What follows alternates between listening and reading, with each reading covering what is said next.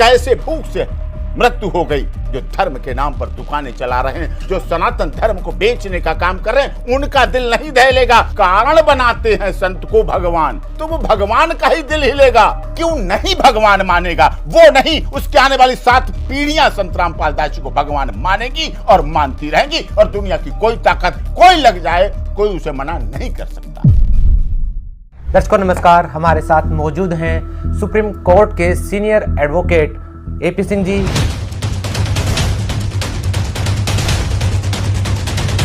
जिनका परिचय अगर आज हम दें तो आपको बताना चाहेंगे डॉक्टर एपी सिंह जी भारत सरकार के सीनियर काउंसलर भी हैं और साथ में हिंदुस्तान में तमाम जगह पर फैली करणी सेना के राष्ट्रीय संरक्षक के तौर पर, और साथ ही राजपूताना जितनी भी राजपूताना संगठन है उनके संरक्षक के तौर पर अपनी सेवाएं लगातार एपी सिंह जी दे रहे हैं।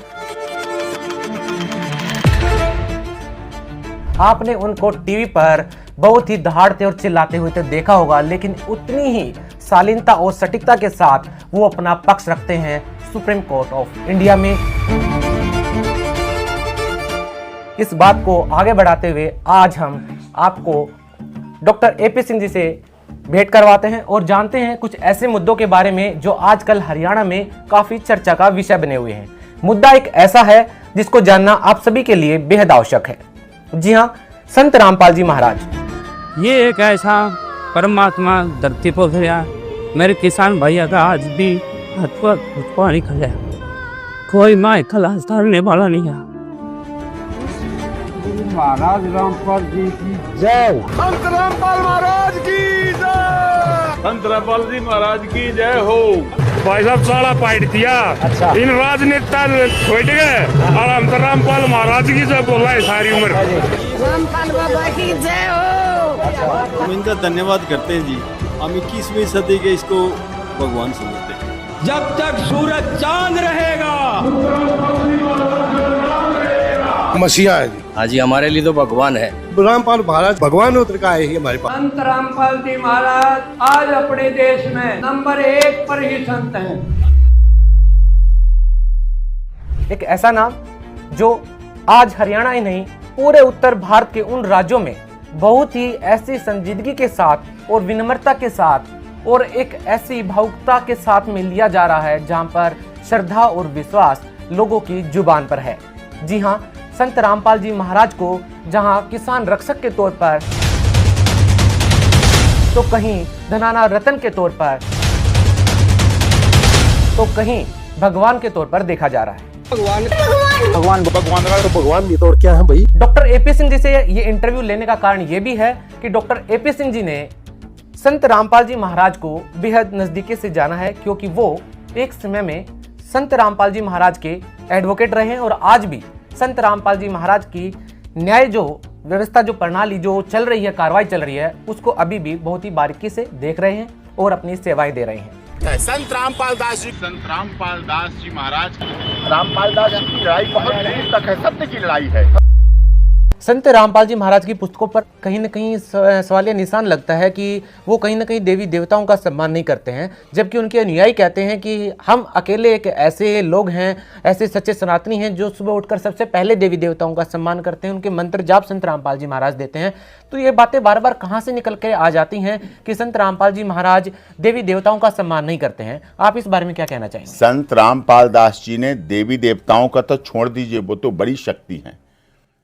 किसी बच्चे, किसी जीव का भी अपमान नहीं किया है। जो जीव को जाति मानता हो तो वो अपमान कहां से कर सकते हैं? कैसे ये लोग कह रहे हैं? ये गलत है, उनका इंटरप्रिटेशन गलत है। उन्होंने कभी किसी भगवान का अपमान नहीं किया, कभी किसी धर्म की आलोचना नहीं की, कभी किसी जाति की आलोचना नहीं की, कभी आलोचना शब्द उनके रहा ही नहीं। उनके मुखार बिंदु से सिर्फ और सिर्फ लोगों की समस्याएं दूर करने के लिए क्या कर सकते हैं, हम कैसे कर सकते हैं, चाहे जब इतिहास के संरक्षण की बात आई है। मुझे याद है जब पद्मावती के साथ इतिहास के संरक्षण की बात आई, मैं उस समय जेल पहुंच जाता था, मिलने जाता था, पहुंचा था। जब वो देख रहे थे कि इतिहास को कैसे छेड़ा जा रहा है, कैसे लोग इतिहास के साथ ऐसा गलत करेंगे। उन्होंने खुद कहा कि मैं तुम्हें ड्यूटी देता हूं, तुम्हें इतिहास के संरक्षण की काम करना है। उस बात को उस देश, उस समय के तमाम अखिल भारतीय क्षत्रिय महासभा, तमाम करणी सेनाएं, तमाम राजपूत विकास संगठन, तमाम ठाकुरों के संगठन, तमाम राजपूतों के संगठन को बहुत अच्छा लगा, बहुत उन्हें आनंद आया कि एक संत जो हिसार जेल में है अपने मुकदमे के बजाय कैसे कह सकते हैं। और वो कह रहे थे कि नहीं, इतिहास को बचाने के लिए काम करना है, इतिहास के संरक्षण की। और जो जाति, दो धर्म, दो क्षेत्र, भाषा, संप्रदाय अपने इतिहास को भुला देता है, ना वो वर्तमान बना सकता है, ना वो भविष्य की सोच सकता है। तो उन्हें इतिहास के संरक्षण की भी चिंता, उन्हें कहीं पर कोई दुर्घटना हो जाती उसकी चिंता, कहीं किसी को ब्लड की जरूरत उसकी चिंता होती थी, कोई भूखा न रहे, उन्हें जल की व्यवस्था करानी है, उन्हें प्याऊ बनवाने हैं, उन्हें ये व्यवस्थाएं, सोचिए ये व्यवस्थाएं अब लोगों को अपने अपने हिसाब से। जब उन्होंने पद्मावत के इतिहास को संरक्षण के लिए बात की, चाहे चंडीगढ़ हो, चाहे बहुत जगह मीटिंग में पहुंचा, कार्यक्रमों में उन्होंने किया, तब तो संगठनों को बहुत अच्छा लग रहा।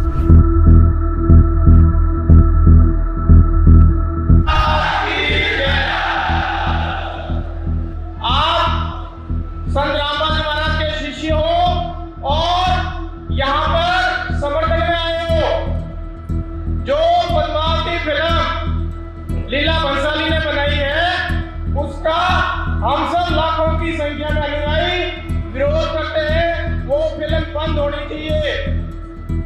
और आनंद बाग फर्जी एनकाउंटर की सीबीआई जांच की मांग का संत रामपाल जी के लाखों अनुयायी समर्थन करते हैं। जितने भी संत रामपाल जी महाराज के शिष्य आए हैं, एक बार तक अपना हाथ खड़ा करिए। उपस्थिति ऐसे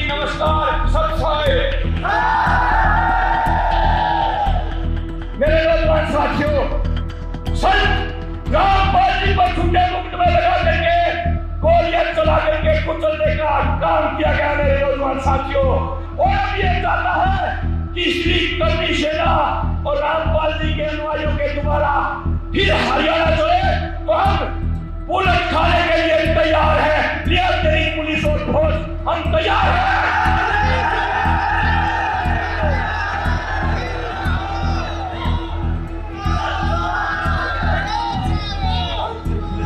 दर्शकों, इसी प्रकार संत रामपाल जी महाराज ने जाट समाज के हकों की लड़ाई के लिए जाट आरक्षण को समर्थन देते हुए उनकी आवाज को सरकार तक पहुंचाया। हमारा संत रामपाल जी को और उसकी संगत को बहुत बहुत धन्यवाद। और उन्होंने हमें आज 11 लाख रुपए चंदा देकर भी आंदोलन में भी मदद की।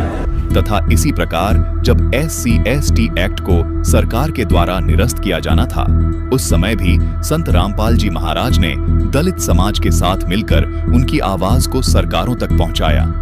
आज मैं बधाई देना चाहूँगी गुरु महाराज रामपाल जी को कि उनके जो शिष्य हैं उन्होंने आज इस समाज की आवाज़ को उठाते हुए और मानवता का धर्म अपनाते हुए आज माननीय प्रधानमंत्री जी को ज्ञापन दे रहे हैं। इसी प्रकार संत रामपाल जी महाराज ने पिछड़े, दलित और शोषित वर्ग के साथ खड़े होकर उनकी आवाज को हमेशा सरकारों तक पहुंचाया है। जब उन्होंने संत कबीर साहब के लिए जयंती मनाते तब लोगों को बहुत अच्छा लगता है। जब अन्नपूर्णा योजना चलाते हैं तब बिना जाति के खाना पहुंचता है, राशन पहुंचता है। हाँ जी, बहुत बढ़िया काम कर रहे हैं, ये तो बहुत बढ़िया काम कर रहे हैं। तो ये जो इस तरह का भाव है, पिक एंड चूज नहीं होना चाहिए। ओवरऑल उन भावनाओं को हर एक को देखना चाहिए और उन्हें करना चाहिए। हम जानेंगे डॉक्टर साहब आपसे कि संत रामपाल जी महाराज हरियाणा में आज एक ऐसा विषय बन चुके हैं कि लोग, किसान, यहाँ तक कि बहुत सारे ऐसे संगठन आज संत रामपाल जी महाराज को बड़ी श्रद्धा और आस्था के साथ देख रहे हैं। और कहीं ना कहीं उन्होंने संत रामपाल जी महाराज को किसान रक्षक के तौर पर देखा है। और संत रामपाल जी महाराज एक ऐसा कार्य कर रहे हैं जिसके तहत उन्होंने एक अन्नपूर्णा मुहिम चलाई है। और काफ़ी ऐसे, कम से कम बताया जा रहा है कि 500 से ज़्यादा ऐसे गांव हैं जो बाढ़ पीड़ित थे। संत रामपाल जी महाराज ने उन गाँवों में मदद पहुँचाई और आज लोगों के लिए भगवान बनकर उभरे हैं। आप इस मुद्दे को कैसे देखते हैं? संत रामपाल दास जी केवल हरियाणा नहीं, केवल उत्तर भारत नहीं, गुवाहाटी भी, चौपाटी भी, कन्याकुमारी भी, कश्मीर भी, मैं इंटरनेशनल लेवल पर भी जाता हूं, विदेशों में भी आपको संत रामपाल दास जी महाराज के फॉलोअर्स, अनुयायी मिलेंगे पूरे देश में। क्योंकि वो कोई दिखावा नहीं करते, कोई ढोंग नहीं करते, कोई किसी तरह का आडंबर नहीं है, कोई किसी तरह का अंधविश्वास नहीं है। सीधी सीधी सच का राह है, सत्यता की राह है। मानवता, भाईचारे, मानव धर्म, जीव हमारी जाति है, मानव धर्म हमारा, ये दुनिया का इकलौता नारा। लोगों ने जाति की बात की, लोगों ने क्षेत्र की बात की, लोगों ने भाषा की बात की, लोगों ने संप्रदाय की बात की। जीव की बात किसने की? वो केवल इकलौते इस पूरी दुनिया और ब्रह्मांड के इकलौते संत रामपाल दास जी महाराज हैं, जिन्होंने जीव, और जीव सब में है, गरीब में भी, अमीर में भी। कभी कोई गरीब होता है तो कभी कोई अमीर बन जाता है। जातियां जन्म के साथ बनती हैं, ऊपर से तो कोई नहीं आता। धर्म भी यहां लोग बदल लेते हैं, यहां शिफ्ट हो जाते हैं, तो क्या फर्क पड़ता है? तो इस तरह से संत रामपाल दास जी महाराज ने अपने पूरे जीवन काल में, जब से उन्होंने भक्ति का मार्ग चुना, उसके बाद से लगातार जाति से ऊपर उठकर, धर्म से ऊपर उठकर, क्षेत्र से ऊपर उठकर, भाषा से ऊपर उठकर, संप्रदाय से ऊपर उठकर, गोरे काले से ऊपर उठकर, सबसे ऊपर उठकर केवल जीव की बात की, अहिंसा की बात की, मानवता की बात की, मानवता भाईचारे की बात की, मानव धर्म की बात की, समाज की व्यवस्था को सुधारने की बात की, जिसकी वजह से कोई ऐसे नहीं मान लेता है भगवान, कोई ऐसे नहीं कहने लगता है। इसका मतलब उसके कार्य प्रणाली, सीता माता राजा जनक की पुत्री, राम भगवान राजा दशरथ के, कौन बना गया उन्हें राम? भगवान कैसे बन गए? उस समय की तत्काल परिस्थितियां, उस समय की स्थितियों ने उन्हें भगवान बनाया। वर्तमान पिछले वर्षों की स्थितियां ऐसी देश की रही जो सरकारों को काम, मुझे कहने में कोई गुरेज नहीं, जो सरकारों को काम करना चाहिए, जो प्रदेश की सरकारों को काम करना चाहिए, जो केंद्र सरकार को काम करना चाहिए, वो इकलौते इस देश के संत रामपाल दास जी महाराज ने पूरी दुनिया के लिए किया। जब जब आपदाएं आई, जब जब विपदाएं आई, तब तब उन्होंने खुले दिल से अपना सब कुछ जितना था सब कुछ खुला खोल दिया। जैसे कोई राजा कोई विपत्ति आती थी तो अपना पूरा खजाना खोल देता था, वैसे संत रामपाल दास जी ने जब जब विपत्ति आई देश के लोगों पर प्राकृतिक आपदाएं आई, उसको पूरी तरह से अपनी जिम्मेदारी के साथ निभाया। और मैं धन्यवाद करता हूं उनके फॉलोअर्स को, उनके अनुयायी को। उन्होंने अक्षर सह पालन करके उसको ग्राउंड जीरो पर उतारने का काम किया, पूरी ईमानदारी, पूरी लगन, पूरी निष्ठा के साथ। ब्लड डोनेशन की बात हो, दहेज रहित शादियों की बात हो, ये समाज के काम हैं। नशा मुक्त समाज की बात हो, नशा मुक्त समाज के लोग, बहुत संतों को हमने देखा बैनर लगा देंगे, होर्डिंग लगा, लेकिन कोई नहीं मानता। लेकिन संत रामपाल दास जी महाराज ने अगर अपनी वाणी से कह दिया तो उस पंडाल में आने वाला व्यक्ति नशा मुक्त बन के निकला, नशा मुक्त समाज का निर्माण किया। और नशा मुक्त समाज के बाद घर बनते हैं, घर बिगड़ते नहीं हैं, घरों का विकास होता है। महिलाओं की ज्वेलरी जो चोरी हो जाती, जो सिलेंडर बेच देते थे, वो अब घर में खुशहाली आती है। तो इस तरह से नशा मुक्त, दहेज रहित शादियां, ये सरकार के काम थे। लेकिन संत रामपाल दास जी महाराज ने दहेज रहित शादियां कराई 15-15 मिनट में रामायणी के माध्यम से। कोई आडंबर नहीं, कोई बैंड बाजा नहीं, कोई ढोल नगाड़ा नहीं, कोई शराब नहीं, कोई कुछ नहीं। सीधी सीधी बेटी ब्याह दी गई। और जो बेटियां रामायणी के द्वारा ब्याही गई, जिन बेटियों का विवाह वहां हुआ, वो आज भी उनके घर बसे हुए हैं। ना उनमें डाइवोर्स के केस आए, ना उनमें डीवी एक्ट के केस आए, ना उनमें झगड़े के केस आए, ना उनमें दहेज मारना उत्पीड़न, क्योंकि एक जुड़ा हुआ व्यक्ति। एपी सिंह जी, आपने बात की संत रामपाल जी महाराज के द्वारा चलाए गए उस नशा मुक्त भारत अभियान की, दहेज मुक्त अभियान की। ऐसे में हमें सुनने को मिला है कि संत रामपाल जी महाराज के आश्रम में उनके जो अनुयायी जाते हैं, लाखों की तादाद में ऐसे ग्रामवासी भी हैं, जो समाज के लोग हैं जो जाते हैं, उन लोगों के लिए आश्रम में बहुत सारी फैसिलिटी हैं। क्या इस बारे में आप बताना चाहेंगे? आपने विजिट किया होगा। नहीं, आश्रमों में नशा मुक्त समाज और इस तरह की चीज़ें तो हैं, लेकिन जो व्यवहारिक चीज़ें, जैसे हमारे बुजुर्गों को एक समय पर आँखों की रोशनी, मोतियाबंद, काला मोतिया, सफ़ेद मोतिया बिंद, इस तरह की समस्याओं का सामना करना पड़ता है। तो उसके लिए प्रशिक्षित आँखों के डॉक्टर अपनी सेवाएं वहाँ कैंप लगा कर देते हैं, ऑपरेशन करते हैं, उनको ठहराते हैं, उनके खाने पीने की व्यवस्था करते हैं, दवाओं की व्यवस्था करते हैं और पूरी जागरूकता लाते हैं। उनको घर छुड़वाने का भी काम करते हैं।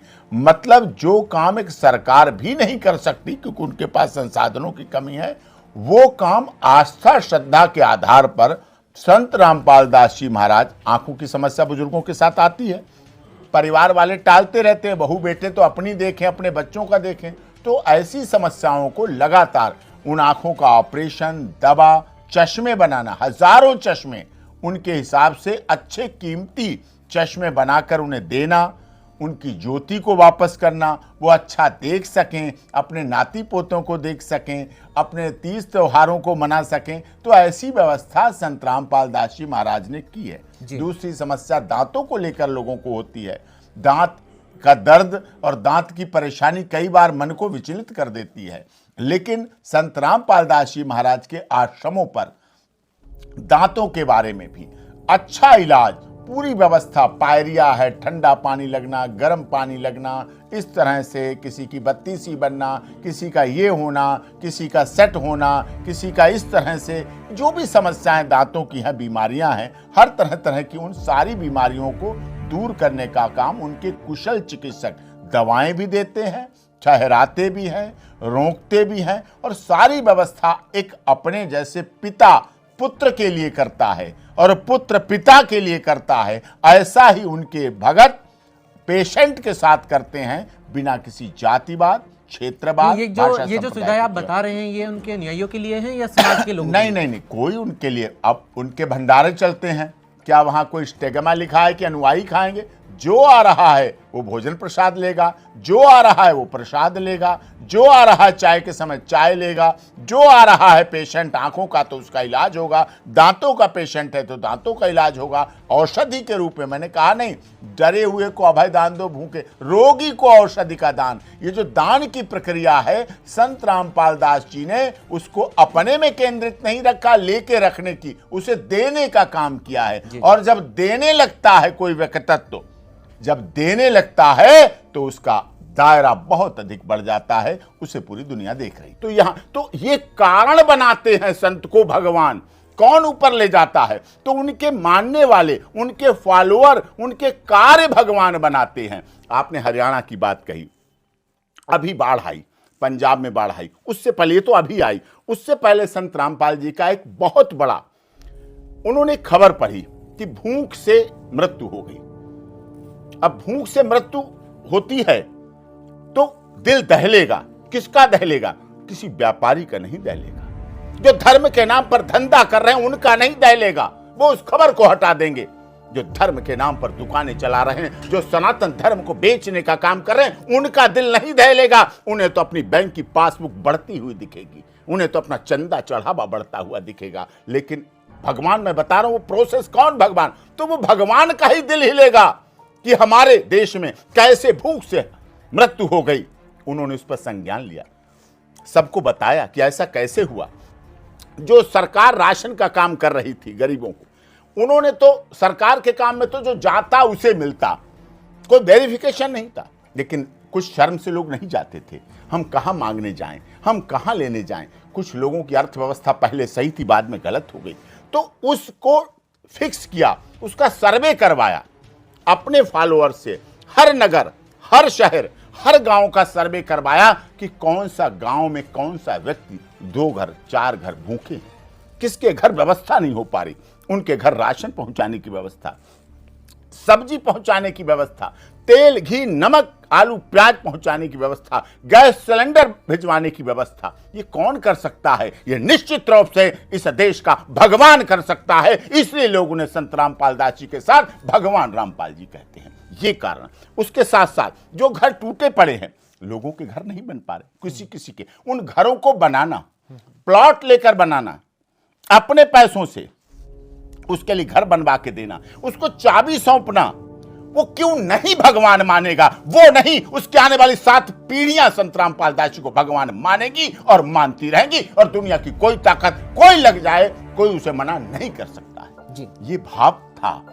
अभी पीछे ये अन्नपूर्णा योजना, जो अन्नपूर्णा योजना चली, गाड़ियां घूम रही हैं, गाड़ियों पे लिखा है, इस बात के पोस्टर लगाए गए, इस बात के होर्डिंग लगाए गए, जहां किसी को जरूरत हो वो इस नंबर पर दिया गया, नंबर फ्लैश किए गए, तुरंत सेवादार उनके एक्टिव हो गए, पूरी तरह से इस पर काम करने लगे। और वो योजना, क्योंकि कोई अकेला नहीं कर सकता है, उसके लिए हाथ चाहिए होते हैं। वो हाथ उनके पास करोड़ों सेवादारों के थे, जो तन्मयता के साथ तन मन धन समर्पित करके अपने भगवान की आस्था श्रद्धा को पूरा करने के लिए पूरे देश में फैले हुए थे। हर जगह लोग भूख से, सुबह उठते तो भूखे थे। संत रामपाल दास जी की अन्नपूर्णा योजना के बाद कोई भी व्यक्ति रात को भूखा सो नहीं पाया, पेट भर के सोया, पूरा पेट भर के सोया। उसके बाद अभी पीछे बाढ़ आ गई, पंजाब में बाढ़ आई, प्राकृतिक आपदा थी, बड़ी आपदा थी। हरियाणा में आपदा आई, किसी को आशा नहीं थी, किसी को ऐसा विश्वास नहीं था इतनी बारिश हो जाएगी। प्राकृतिक आपदा तो कभी भी, ऐसा नहीं कि अभी ये आई हो, पहले भी आई हैं। अब मैं बता रहा हूं किस तरह से संत रामपाल दास जी ने वो चीज देखी, महाराज जी ने देखी।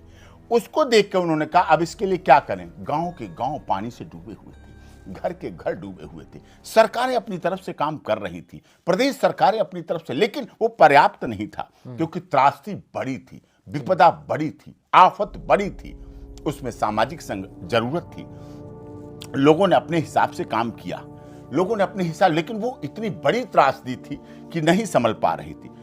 संत रामपाल दास जी महाराज ने फिर उस पर एक्शन लिया कि पानी कैसे निकाला जाए। घर डूब रहे हैं, गांव डूब रहे हैं, फसलें नहीं होंगी, वो क्या खाएंगे? पूरे पूरे गांव के गांव लाएं, एक गांव से दूसरे गांव तक पानी पानी दिख रहा है, नहीं निकल पा रहा है। उन्होंने अपने उस व्यवस्था को खोला। यकीन मानिए, लाखों रुपए नहीं, करोड़ों रुपए उस व्यवस्था को उन्होंने समर्पित किए। पंप चाहिए, निकालने वाले जनरेटर चाहिए, पाइप चाहिए, बड़े पाइप चाहिए, इंजीनियर चाहिए, लगाने वाले चाहिए, निकालने वाले चाहिए, रात दिन चलने वाले चाहिए, गाड़ियां चाहिए, डीजल चाहिए। उस सारी व्यवस्था को पूरी तरह से ग्राउंड जीरो पर उतारा। लोग चुप बैठे थे कि अब डेंगू फैलेगा यहां, अब पानी बढ़ रहा है, अब मलेरिया फैलेगा यहां, अब चिकनगुनिया फैलेगा यहां, अब मौतें शुरू होंगी। तबाही हो रही थी, लोगों को कोई रास्ता नहीं सूझ रहा था। लेकिन फरिश्ता जिसे कहते हैं, और फरिश्ता और भगवान के बीच में बहुत करीबी होती है, वो भी आता है और कार्य करके चला जाता है, जैसे हम लोगों ने बचपन में सुना था।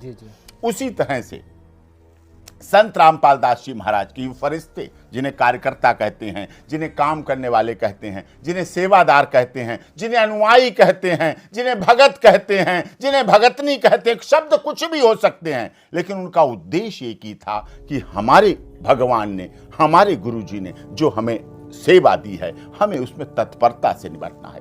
कोई सोच सकता है नई विवाहिता महिलाएं जिनके हाथों की मेहंदी नहीं छूटी थी, लेकिन गुरु जी के आदेश से उस अभियान में लग गई, लग के गाड़ियां लगाई जा रही, पाइप डाले जा रहे हैं, डीजल लाया जा रहा है, लगातार रात दिन काम हो जा रहा है। करोड़ों रुपए बिना बताए, बिना किसी प्रशंसा के, बिना किसी अनुशंसा के, बिना किसी सरकारी सहायता के, बिना किसी प्रोपोगंडा के, क्योंकि आज देश में मुझे शब्द प्रयोग करना पड़ रहा है, कोई व्यक्ति करता तो प्रोपोगंडा बहुत करता है।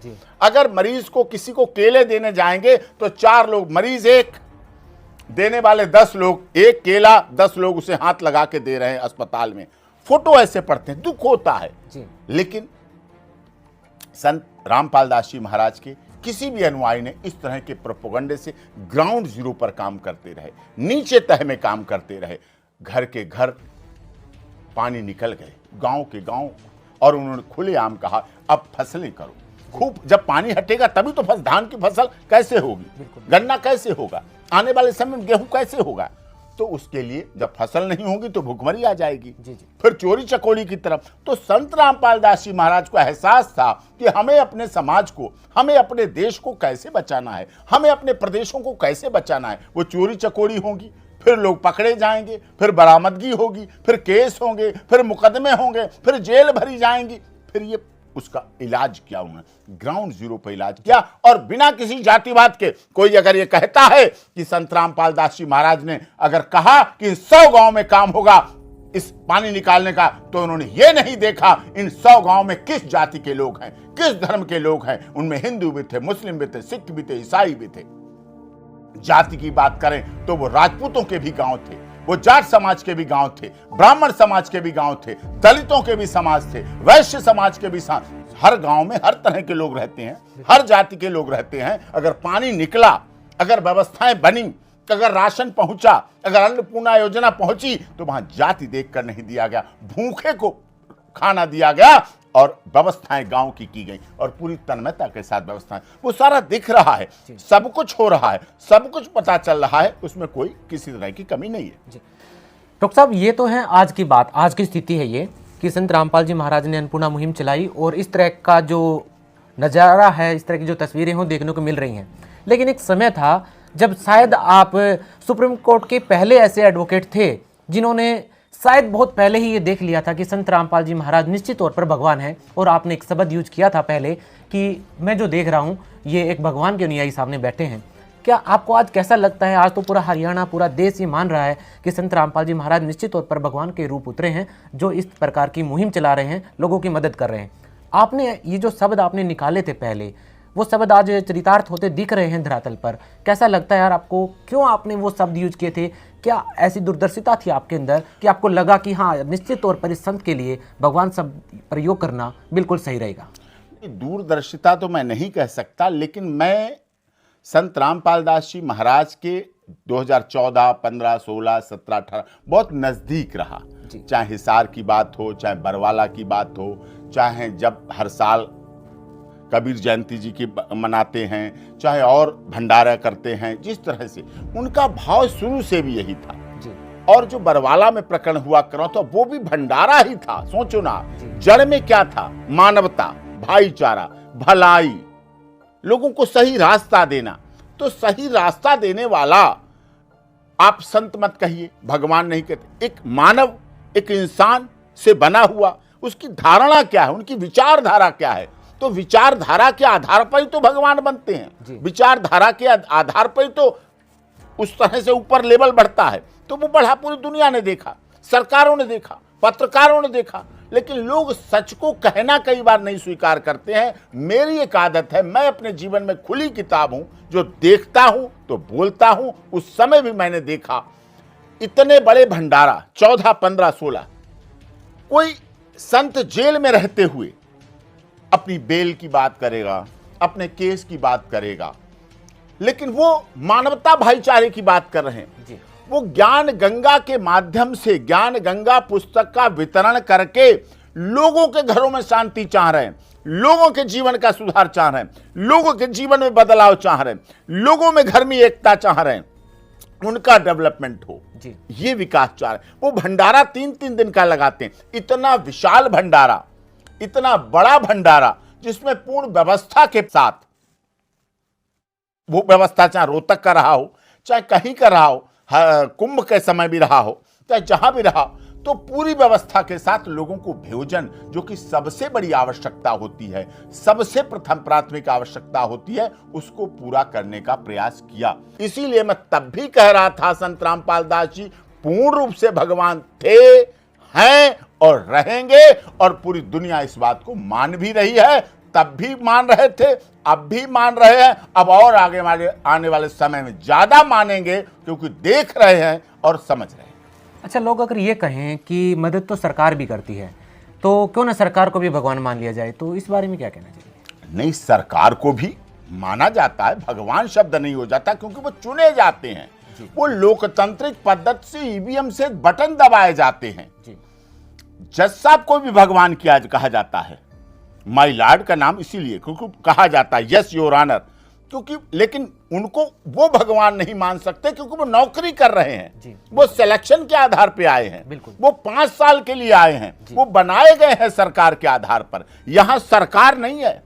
मैं आपको दावे और विश्वास के साथ कहना चाहता हूं, संत रामपाल दास जी महाराज कभी चुनाव नहीं लड़ने वाले हैं। ये आप बहुत बड़ी बात कह रहे हैं। बहुत बड़ी बात, जिम्मेदारी के साथ कह रहा हूं। करनी है तो फिर लोगों को इतनी राहत देने का क्या मतलब? यही कारण है, लोगों को लगेगा, मैं इसलिए क्लैरिफिकेशन कर रहा हूं, संत रामपाल दास जी महाराज कोई राजनीतिक दल नहीं बनाने वाले हैं। लेकिन आज तक तो ऐसा देखा नहीं गया है ना, बगैर किसी स्वार्थ के। अगर इस तरह की मैं बता रहा हूं, यही तो कारण है आम आदमी और भगवान में। तो लोगों के पास में अगर इतनी बड़ी मदद पहुंचाई जा रही है बगैर किसी स्वार्थ के, इलेक्शन नहीं लड़ना है, तो फिर ये कैसे संभव हो सकता है? लोग कैसे माने इस बात को कि इलेक्शन आपको लड़ना नहीं है, आप लोगों के लिए घर बनवा रहे हैं, आप मदद पहुंचा रहे हैं, तो ये कैसे संभव हो सकता है? कभी भी संत रामपाल दास जी महाराज 14 से आज 25 हो गई, इतने वर्षों का मुझे बहुत कठोर अनुभव है। इतने आश्रम बने, नामदान केंद्र हैं, सब जगह पूरे देश में फैले हुए हैं। कहीं से मैं दावे के साथ कह सकता हूं, आप विश्वसनीय पत्रकार हैं, मीडिया हाउस हैं, रिकॉर्ड करने लोग, संत रामपाल दास जी के मुखार बिंदु से ब्रह्मवाणी आएगी, धर्म को जोड़ने वाली बात आएगी, जीव हमारी जाति है, मानव धर्म हमारा आएगी, समाज को सुधारने के लिए बात आएगी, दहेज रहित शादियों की बात आएगी, नशा मुक्त समाज की बात आएगी, परिवार में संस्कारवान रहें ये बात आएगी। लेकिन कभी उनके लोग सेवादार, अनुयायी, भगत, भक्तिनी उनके नाम को लेकर राजनीति में कभी प्रयोग नहीं करेंगे, और राजनीति को फायदे के लिए कभी उनका प्रयोग नहीं होगा। यही बात हमें भगवान की तरफ ले जाती है, यही बात सरकार की तरफ से हटा देती है। सरकार भी काम करती है, आई एग्री, लेकिन सरकार अपने चुनावी एजेंडों को पूरा करती है। संत रामपाल दास जी जहां जरूरत है, जहां जरूरत है जिस चीज की, उसकी पूर्ति करते हैं। अगर कहीं शिक्षा की जरूरत है तो शिक्षा के लिए करें। वो कहते हो, मेरी माताजी पूजा के 12 फूल सुनाती थी बचपन में मुझे, डरे हुए को अभय दान दो, भूखे को अनाज का दान, प्यासे को जलदान करो, अपमानित को आदर सम्मान, गृहहीन को दो गृहदान, जी बिल्कुल, वस्त्र रहित को वस्त्र दो। और इस तरह से 12 इस तरह से काम। इन पूजा के 12 फूलों को आप मंदिर, मस्जिद, गुरुद्वारा, गिरजाघर जाएं ना जा पाए, कोई बात नहीं, कोई वो आपका अपना आउटलुक है। लेकिन अगर आप इस तरह के पूजा के 12 फूलों को समाज को, देश को, राष्ट्र को समर्पित कर देते हैं, जिसमें कोई जातिवाद नहीं, कोई क्षेत्रवाद नहीं, कोई भाषावाद नहीं, किसी तरह अमीर गरीब की बात नहीं, तो आप सच्चे भगवान बन जाएंगे। और किसी के कहने से नहीं, लोगों के दिलों से आवाज आएगी, लोग चीख चीख कर करेंगे, लोग बोल बोल कर कहेंगे, जो सारी दुनिया को देखेगी। उनके कार्य दिखावे के लिए वो नहीं कर रहे हैं, वो एकदम दिखता है ग्राउंड जीरो पर, पता चलता है लोगों को। लेकिन अब आलोचना की आप बात कहें तो आलोचना करने वाले तो राम के समय भी, रावण निकल आए, कृष्ण के समय भी कंस निकल आए, मीरा को भी जहर पिलाने वाले लोग मिल गए, कबीर साहब पर भी सवाल उठाने वाले लोग मिल गए। ये तो लोगों की आदत है। लेकिन अब नज़ारा बदल गया है। सवाल हमारा यही था कि जो लोग कुछ दिन पहले तक, कुछ साल पहले तक संत रामपाल जी महाराज का विरोध कर रहे थे और डटकर विरोध कर रहे थे, जहां पर पंचायतें हो रही थी संत रामपाल जी के आश्रम को ध्वस्त करने के लिए, आज उन्हीं गांवों में संत रामपाल जी महाराज की जय जयकार हो रही है, लोग पंचायतें कर रहे हैं उनको सम्मानित करने के लिए। इन तस्वीरों को आप कैसे देखते हैं? उसका एक ही जवाब है, जब राजा दशरथ के पुत्र राम घर से निकले थे तो कैकेयी ने उन्हें यह समझ के निकाल दिया था कि चलो राजपाट से दूर रहोगे, अब निकलो, अब हमारे बच्चों को राजकाज मिलेगा, तुम हटो जी। बुराई के लिए किया था जी। लेकिन उन्होंने अपनी कार्य प्रणाली, उन्होंने अपनी क्षमता, उन्होंने अपने अयोध्या से लेकर श्रीलंका की जो पदयात्रा की, उससे पूरे देश को जोड़ दिया।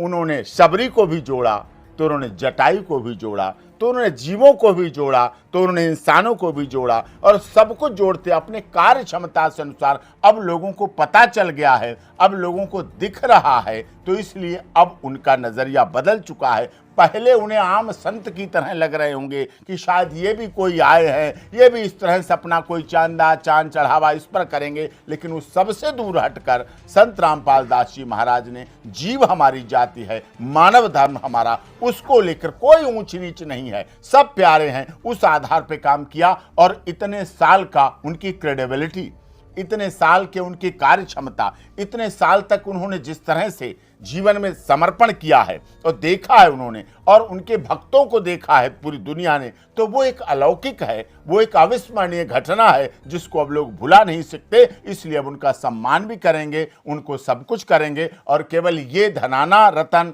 और हरियाणा रतन और ये पगड़ी तो बहुत छोटी चीजें हैं। एक दिन ऐसा आएगा जब संत रामपाल दास जी महाराज को भारत रत्न भी मिलेगा, क्योंकि कार्य क्षमता के अनुसार, कार्य प्रणाली के अनुसार, सेवा भाव के अनुसार ये रत्न यहीं बनते हैं और यहीं आए जाते हैं और दुनिया देखती है। और उन्हें जब इसी देश के एक व्यक्ति को नोबेल पुरस्कार मिला, इसी देश के भारत रत्न में मिले, तो वो श्रेणी संत रामपाल दास जी महाराज की भी बन चुकी है और वो इस लेवल पे हैं। लेकिन वो इन सबसे भी ऊपर हैं, लोगों के घरों को जोड़ने का काम, नशा मुक्त समाज करने का काम, उससे बड़ा कोई सिस्टम नहीं है। जो घर बर्बाद हो रहे थे, जिन घरों की ज्वेलरी आभूषण सब बिक चुके थे, आज उन घरों में परिवार में बच्चे पढ़ लिख रहे हैं, बढ़ रहे हैं, ये विशेषता है। सर, संत रामपाल जी महाराज की अगर उम्र को देखा जाए तो 75 साल के वो हो चुके हैं, और ऐसे पड़ाव पर उनको वकीलों से डिस्कस ये करनी चाहिए कि किस तरह से उन्हें बाहर आना चाहिए, उनका भविष्य क्या हो। उस बात पर डिस्कस न करके अगर वो अपने वकीलों से डिस्कस ये करें कि लोगों तक मदद कैसे पहुँचाएँ, ये अपने आप में हैरान करने वाली बात है। ये कैसे संभव हो पाता है, और ये विचारधारा जो संत रामपाल जी की है, ये लोगों में किस तरह की प्रेरणा देती है कि एक ऐसे समय में जब आप 75 साल के हैं, वृद्ध आप हो चुके हैं, आप अपने वकीलों से लोगों के उद्धार की बातें कर रहे हैं कि किस गांव में मदद पहुंच चुकी है और किस में नहीं पहुंची है, और आप इस बात पे चर्चा नहीं कर रहे हैं अपने वकीलों से कि जमानत कैसे होगी या बाहर कैसे आ जाए। आप इन चीज़ों को कैसे देखते हैं? देखिए, संत की उम्र नहीं होती है जी। आपको कागजों के अनुसार लग रहा है 75 वर्ष, लेकिन उनकी कोई उम्र नहीं, उनकी कार्य क्षमता की उम्र है, उनकी भाव की उम्र है, उनकी भावना की उम्र है। नहीं, आपको हैरानी होती है इस बात को लेकर के कि 75 साल की उम्र में आप लोगों के उद्धार की बातें कर रहे हैं, लोगों के पास बाढ़ राहत सामग्री कैसे पहुंचे इस बारे में बात कर रहे हैं, जबकि आप केस से रिलेटेड बातें नहीं कर रहे हैं। मैंने 28 साल की सुप्रीम कोर्ट में वकालत में बड़े हार्डकोर क्रिमिनल, बड़े नेताओं, बड़े अभिनेताओं, बड़े सांसदों और बहुत संतों के सबके केस लड़े, सब अपनी बात करते हैं। लेकिन मैं 2014 से अपने इस व्यक्तिगत अनुभव को बता रहा हूं कि संत रामपाल दास जी महाराज ने कभी भी अपने केस की तो कभी कोई बात ही नहीं की। उन्हें केवल देश की बात करनी है, समाज की बात करनी है, कभी किसी उन्होंने जाति की बात नहीं की, कभी कौन किस क्षेत्र का ये बात नहीं की, कभी उन्होंने भाषा की बात नहीं। इसका ही परिणाम है कि संत रामपाल दास जी की अगर ज्ञान गंगा की बात करें तो कन्नड़ भाषा में भी है, तमिल भाषा में भी है, पंजाबी में भी है, सब भाषाओं में, क्यों इंग्लिश में भी है, क्यों है? इसका मतलब वो बहुत उससे ऊपर हैं और वही उनका भाव उन्हें भगवान बनाता है, वही भाव उन्हें ऊंचाई पर ले जाता है, वही भाव उनका लोग देखते हैं भगत और उसको पूरा करते हैं। आपने पुस्तकों की बात की, संत रामपाल जी महाराज की पुस्तकों पर भी कहीं न कहीं सवालिया निशान लगता है कि वो कहीं न कहीं देवी देवताओं का सम्मान नहीं करते हैं, जबकि उनके अनुयायी कहते हैं कि हम अकेले एक ऐसे लोग हैं, ऐसे सच्चे सनातनी हैं जो सुबह उठकर सबसे पहले देवी देवताओं का सम्मान करते हैं, उनके मंत्र जाप संत रामपाल जी महाराज देते हैं। तो ये बातें बार बार कहाँ से निकल के आ जाती हैं कि संत रामपाल जी महाराज देवी देवताओं का सम्मान नहीं करते हैं? आप इस बारे में क्या कहना चाहेंगे? संत रामपाल दास जी ने देवी देवताओं का तो छोड़ दीजिए, वो तो बड़ी शक्ति है। किसी बच्चे, किसी जीव का भी अपमान नहीं किया है। जो जीव को जाति मानता हो तो वो अपमान कहां से कर सकते हैं? कैसे ये लोग कह रहे हैं? ये गलत है, उनका इंटरप्रिटेशन गलत है। उन्होंने कभी किसी भगवान का अपमान नहीं किया, कभी किसी धर्म की आलोचना नहीं की, कभी किसी जाति की आलोचना नहीं की, कभी आलोचना शब्द उनके रहा ही नहीं।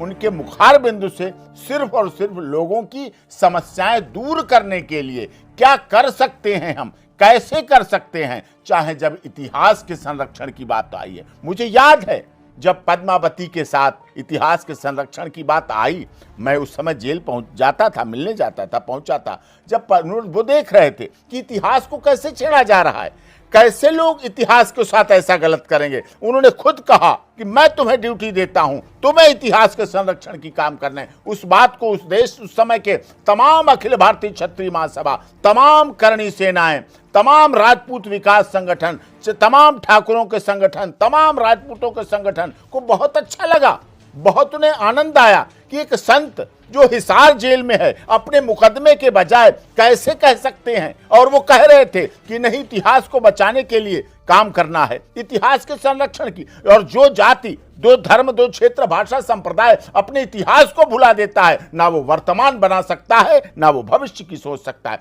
तो उन्हें इतिहास के संरक्षण की भी चिंता, उन्हें कहीं पर कोई दुर्घटना हो जाती उसकी चिंता, कहीं किसी को ब्लड की जरूरत उसकी चिंता होती थी, कोई भूखा न रहे, उन्हें जल की व्यवस्था करानी है, उन्हें प्याऊ बनवाने हैं, उन्हें ये व्यवस्थाएं सोचिए। ये व्यवस्थाएं अब लोगों को अपने अपने हिसाब से, जब उन्होंने पद्मावत के इतिहास को संरक्षण के लिए बात की, चाहे चंडीगढ़ हो, चाहे बहुत जगह मीटिंग में पहुंचा, कार्यक्रमों में उन्होंने किया, तब तो संगठनों को बहुत अच्छा लग रहा।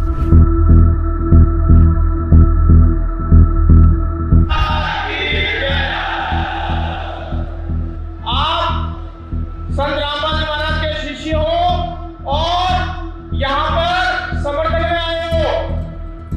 जो पद्मावती फिल्म लीला भंसाली ने बनाई है, उसका हम सब लाखों की संख्या में अनुयायी विरोध करते हैं। वो फिल्म बंद होनी चाहिए और आनंद पाल फर्जी एनकाउंटर की सीबीआई जांच की मांग का संत रामपाल जी के लाखों अनुयायी समर्थन करते हैं।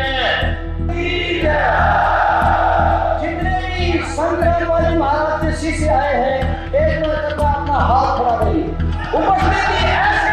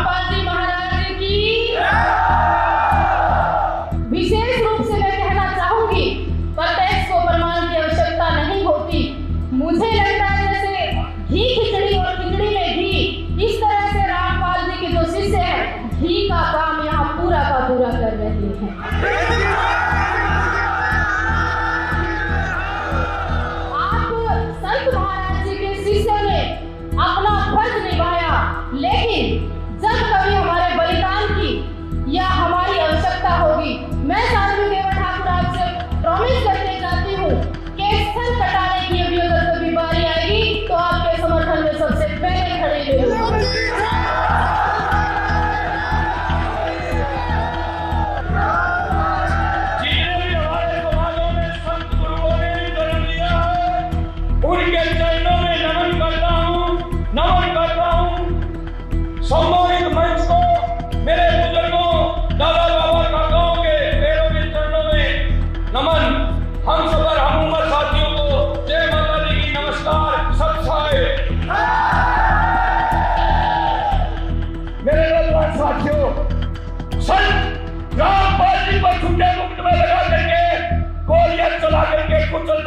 काम किया गया मेरे नौजवान साथियों। और अब ये चाहता है कि श्री कर्मी सेना और रामपाल जी के अनुयायियों के द्वारा फिर हरियाणा जो है तो हम पुलिस खाने के लिए तैयार है। लिया तेरी पुलिस और फौज, हम तैयार हैं।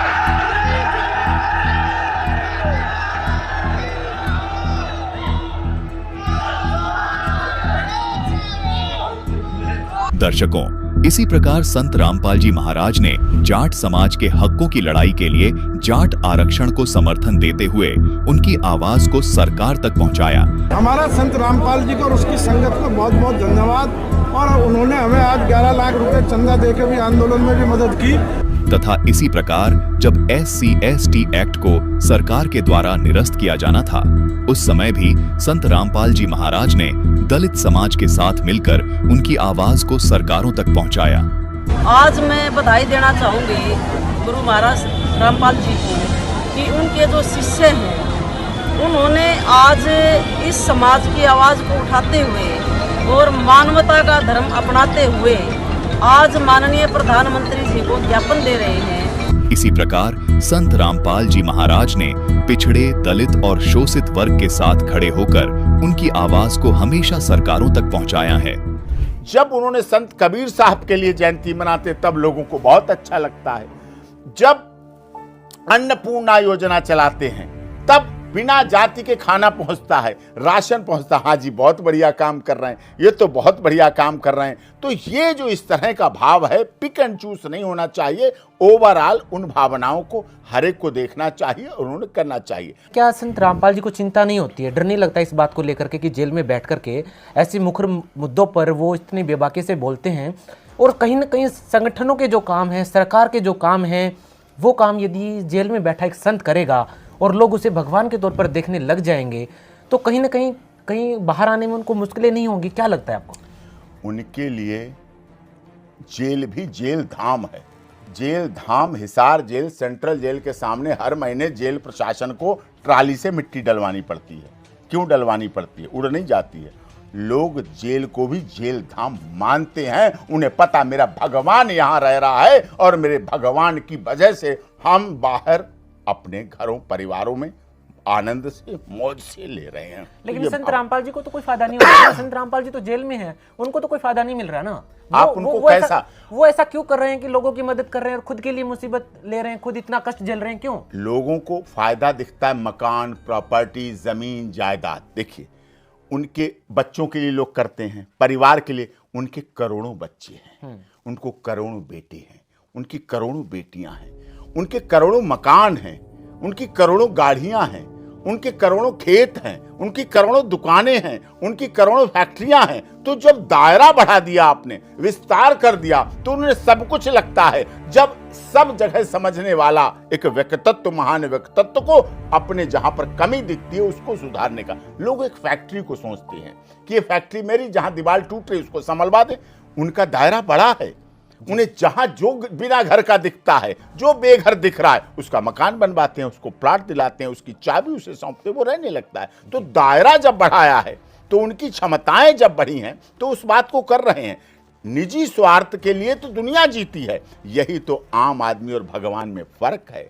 वकील साहब, हरियाणा के एक सरपंच का बयान बड़ी तेजी से वायरल हो रहा है, जिसमें उन्होंने कहा कि जितने भी बड़े बड़े कुछ ऐसे हैं जो मठाधीश हैं, जो बड़े बड़े आश्रम खोल करके बैठे हैं, उनका भी फर्ज बनता था कहीं ना कहीं कि वो गरीबों की, किसान की मदद करते, जैसे संत रामपाल जी महाराज ने आगे आकर के मदद की है। तो उन्हें लगता है कि कहीं ना कहीं उनके दान का, उनके चंदे का गलत प्रयोग किया जा रहा है। उन्हें उम्मीद थी कि संत रामपाल जी महाराज की तरह अन्य जो संत महंत हैं या जो आश्रमों के मठाधीश हैं, उनको भी आगे आना चाहिए था। तो आपको क्या लगता है इस बारे में? देखिए, संत, महात्मा, कथावाचक, प्रवचनकर्ता हमारे देश में बहुत हैं, मैं मानता हूँ, लेकिन वो भगवान तो नहीं है जी। वो संत रामपाल दास जी महाराज तो नहीं है जी। वो अलग काम है, उनका अपना दायरा छोटा है। किसी की मंजिल कहाँ तक है, किसी की मंजिल कहाँ तक है। कोई उसको धर्म को धंधा मानता है, कोई धर्म को दुकान मानता है, कोई धर्म को अपनी रोजी रोजगार मानता है।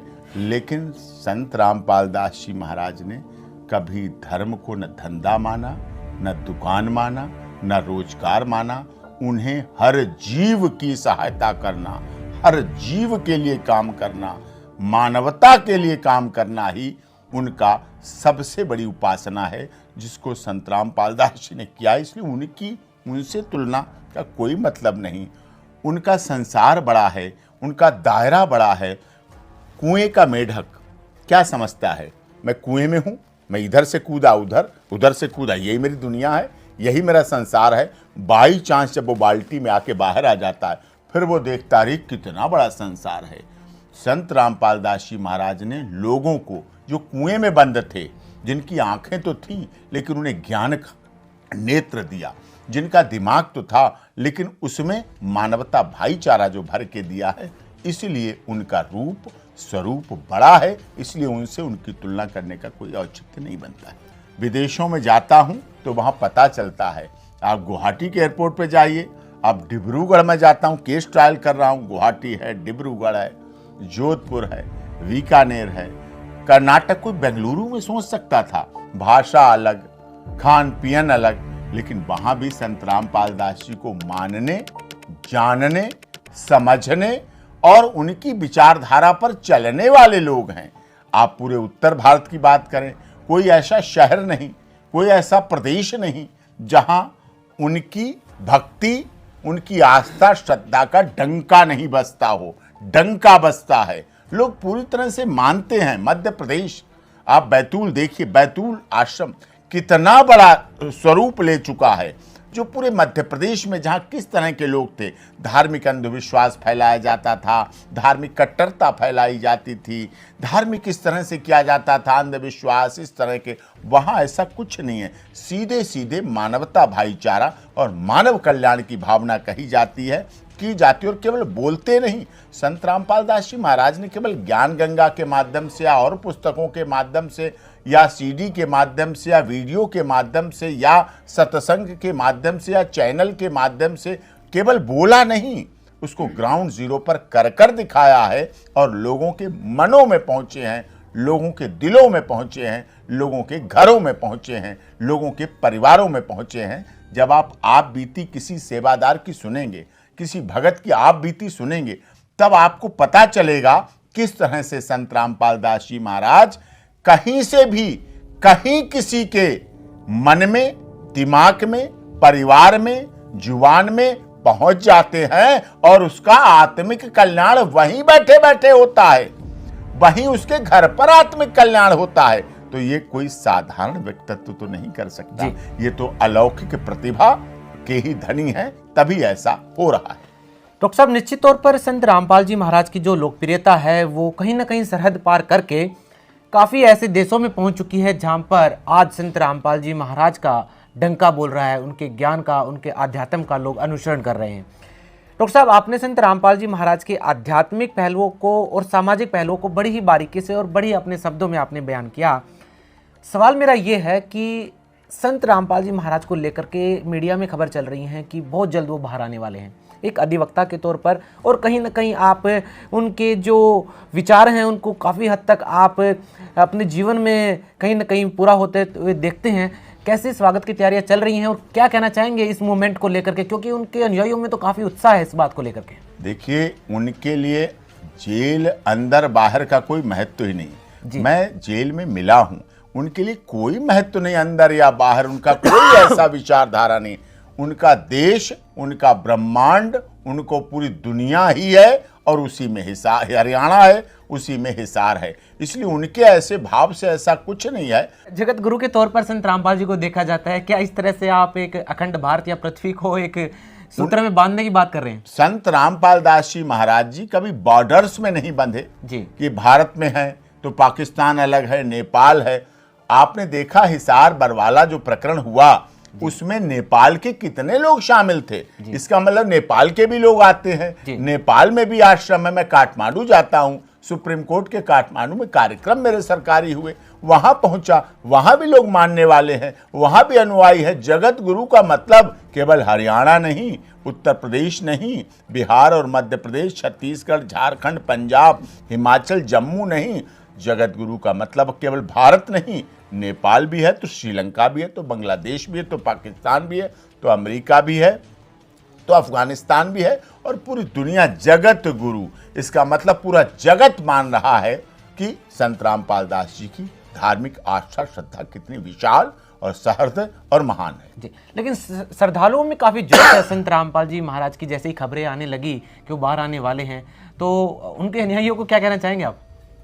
वो तो बाहर ही हैं, लेकिन प्रत्यक्ष रूप से दर्शन की एक अभिलाषा होती है कि पुत्र की इच्छा होती है अपने पिता को देखे, अपने पिता से मिले। साक्षात्कार की जो भावना है वो भक्तों में है। कार्य तो वो अंदर से भी उतने ही कर रहे हैं। क्या कोई कार्य रुका? नहीं, बताइए। अन्नपूर्णा योजना पूरी शिद्दत के साथ चल रही है।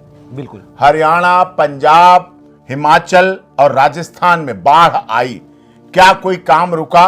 सैकड़ों करोड़ रुपए की खर्च चाहे पंप और किसी माध्यम से किए, कोई रुके? कोई औषधि की बात में कहीं रुकावट हुई?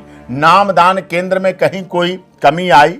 कहीं कोई ज्ञान गंगा, ये मैं आप मानते हैं कि नहीं मानते हैं, हर कहीं धार्मिक अनुष्ठान या धार्मिक कोई भी अवसर हुए, ज्ञान गंगा की पुस्तक दुनिया क्या देश के हर घर में आज उपस्थित है, और वहां लोगों को ज्ञान की गंगा बहा रही है, ज्ञान दे रही है और लोगों को उस रास्ते पर ले जा रही है। जी, निश्चित तौर पर ये थे हमारे साथ सुप्रीम कोर्ट के वरिष्ठ अधिवक्ता। जी हाँ, किसी परिचय के मोहताज नहीं थे। इन्होंने अपने शब्दों में आज वो सब बयान किया जिसे आज लोग जानना चाह रहे थे कि किस तरह से इन्होंने अपनी बेबाकी से और कितने सधे हुए शब्दों में संत रामपाल जी की चली हुई अन्नपूर्णा मुहिम से लेकर के उनके कानूनी पहलुओं तक की जानकारी दी। जी, बहुत बहुत धन्यवाद आपका डॉक्टर साहब। बहुत बहुत धन्यवाद, बहुत बहुत धन्यवाद आपको, आपके दर्शकों को, आपकी पूरी टीम को, पूरे स्टाफ को, और देश और दुनिया में फैले हुए संत रामपाल जी महाराज के समस्त दर्शकों को, भक्तों को, सबको बहुत बहुत प्रणाम।